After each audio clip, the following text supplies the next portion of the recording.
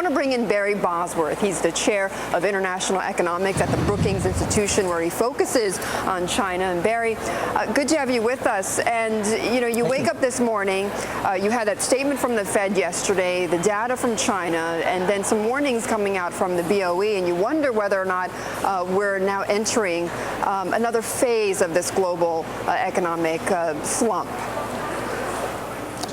I don't think so. What this is sort of confirmation that Asia continues to do very well.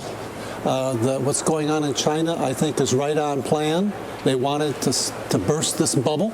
They seem to have successfully done that. Economy's slowing down, but to something like 8 to 9% a year. Whereas the news out of Europe is much like the news out of the United States has been for some time. The industrialized countries are having a lot of problems. So out of those three, then you're least worried about China? Out of those three, then, let's say out of these three regions, let's just try to simplify it, you're least worried about China. That's right. I think the Chinese economy has really done a very successful job of passing through the crisis. They're back basically to where they were before the crisis ever started. Okay. Well, given that then, we had that news out, though, Barry, yesterday that China wanted to bring some of those loans that were off the books, I guess you could say, and bring them back on for these banks. And some are worried that perhaps we're going to see some more troubles in the financial sector. I would argue that it's basically the opposite. It shows that the regulators in China are taking a really hard line here. In the U.S., we would have let them get away with sloughing these off to the side. China is saying, bring these loans back onto your books. And then they have to increase their capital requirements to cover it. I think they'll be able to do so quite easily.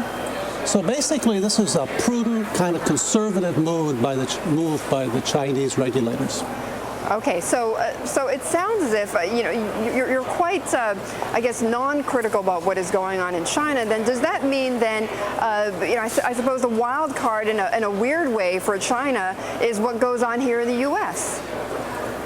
I think to some extent that's right. China's biggest problem is that it's too dependent on exports to the global economy. And if the global economy falters, that's going to slow down ultimately growth in China. China is draining too much purchasing power out of the world economy.